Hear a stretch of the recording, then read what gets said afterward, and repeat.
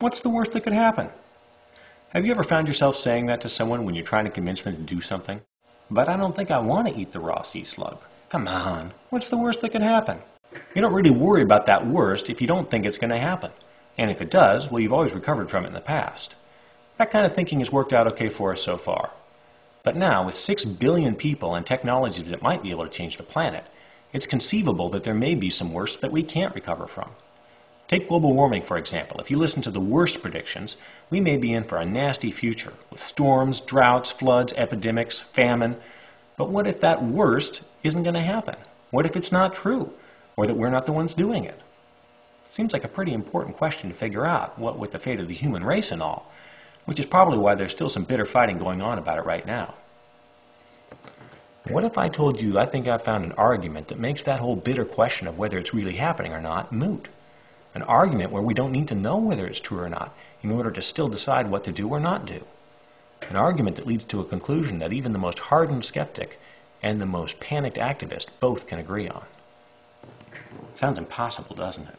Well, it seems like it to me too, which is why I'm putting this argument out there to check to see if my reasoning is delusional, because frankly, no one I've shown it to so far has been able to poke a hole in it, and it leads to a conclusion I find inescapable and terrifying. So, here it is. When faced with uncertainty like we are with climate change, it becomes useful to look at the different possibilities for the future in order to be able to compare them side by side. So, one of the first things to look at is whether human-caused global climate change is real or not.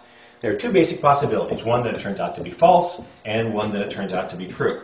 Now, this is a key point because this is where we get to set aside that whole contentious debate about whether the globe is warming and we're the ones doing it. We do that by acknowledging that no one can know with absolute certainty what the physical world will do. All reasonable people should be able to admit to the possibility that they might have a mistaken understanding about reality. So, at this point, we all agree these are both possibilities. The second thing to look at is what action on climate change do we take. Let's make column A yes for significant action and column B no for little to no significant action. What that gives us is a grid with 4 boxes, each box representing a basic scenario for the future. Let's take a look at what each of those futures might look like. The first is the future where we did take action on climate change, but climate change turned out to not be true, not be real. So what would the consequence of that be? Well, wasted money mostly. This is what the skeptics are warning us about. Increased taxation, burdensome regulation, bloated government. Now, for the purposes of contrast, let's take this to the extreme. Let's say we end up with massive layoffs caused by draconian regulation, which sparks a recession, which spirals into a depression, which cascades worldwide, and we end up with a global economic depression, which makes the 1930s look like a cakewalk. Okay, how about this scenario where we didn't take action and we didn't need to, so we made the right decision. No big economic consequences, continued prosperity. I'm sure we had some problems, but climate change wasn't one of them. How about this scenario, where we did take action on climate change, and it's a good thing too, because the doomsayers turned out to be right. Well, we still got the cost associated with that, but in this case it was money well spent, because the money and the regulation allowed us to counteract climate change. It still happened, but we managed it. It's a different world, but it's livable.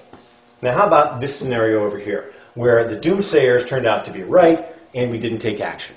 Now, since we granted the extreme up here, we should grant the extreme down here. And in that case, it gets kind of ugly, because we've got economic, political, social, environmental, and public health catastrophes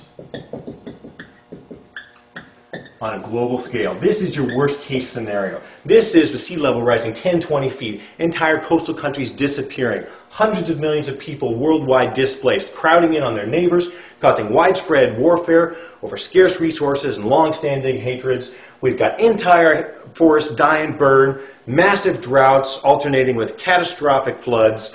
We've got the breadbaskets of the USA and Russia turned to dust bowls, causing catastrophic famines, terrible disease epidemics spreading like wildfire, hurricanes like Katrina becoming the norm. I mean, this is a world straight out of science fiction. Economic collapse because the global economy has been hit by crisis after crisis. This is a world that makes Al Gore look like a sissy Pollyanna with no guts who sugar-coated the bad news. Okay, so we've simplified things here a little bit. The clue should be the smiley faces. Any diagram of smiley faces certainly has some complexities underneath. And do this yourself. Add the complexities back in. Use pencil and paper and put some odds in here. Use the play with the mild cases, not just the extreme cases on both sides. Put in some intermediates in between these dichotomies. And I think you'll see that the following argument still arrives at the same inescapable conclusion. So here's the argument. You can think of it in terms of row thinking versus column thinking. Our future will fall roughly in one of these four boxes. Now, because climate change may or may not be real, we cannot know for certain which row the future will lie in. What we can know for certain, because we control it, is which column the future will lie in. So it's a bit like buying a lottery ticket. You buy lottery ticket A or ticket B, and then you sit back and wait to see what the laws of physics deal out as the result on your ticket. So let's say we pick lottery ticket A. At that point, we're determining that our future lies somewhere between a global economic depression and a different but livable world. So here's a scenario where we made a mistake. We acted when we didn't need to. And here's the cost of that mistake, a global economic depression. This is the risk associated with buying lottery ticket A. Well, that sounds like a pretty scary risk, so let's see if we have a better option over here on lottery ticket B. If we pick column B, and it turns out to be the right choice, then hey presto, we're happy. And if it turns out to be a mistake, what would the cost of that mistake be? The end of the world? Well, the end of the world as we know it. The globe will still be here. Humans will still be here. The species will survive. But this is a very different, much more hostile place. This is the risk associated with picking column B, whether by deliberate choice or, and here's the scary part, by default of inaction because we were busy debating, trying to guess which row the future would land in. Notice that this cost down here, this consequent, incorporates a threat to the economy that this one up here does, but with some added bonus features as well. Also, it gets worse than that because in the last 5 years, we've learned that it's possible, it's plausible, that this might happen abruptly in a very short time period, perhaps as short as a decade or two. So we're not just talking abstract grandchildren here. We're talking you and me. Now, don't take my word for it on this. Don't take anyone's word for it. Do this yourself. Listen to information on climate change, and when you hear it, ask yourself, are they talking about guessing at rows, or are they talking about choosing between columns? Because I think you'll see that however you construct this, the argument still leads to the same inescapable conclusion, which is this. When faced with uncertainty about our future, the only responsible choice, the only defensible choice, really the only choice is column A in order to eliminate this as a possibility. Because the risk of not acting far outweighs the risk of acting. So, there's my silver bullet argument. So what do you personally do about it? Well, here's some good news for a change. In fact, it sounds too good to be true because it's stunningly easy. What you do is spread the word. Because the only way we truly get into column A is changes in public policy, and those only change when enough people demand it. So you do what you can to spread an understanding of this argument and to increase public demand for column A. You make this part of your thinking, part of your conversations, and you forward this video on to others so it changes their thinking.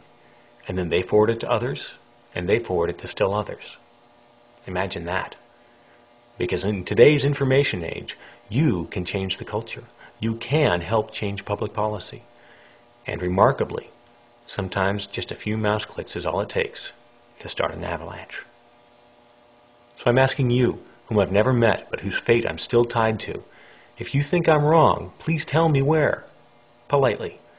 And if you can't find an error in my reasoning or my assumptions, then help spread the word.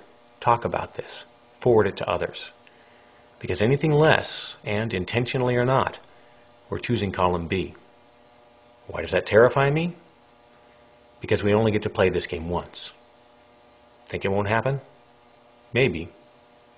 How lucky do you feel?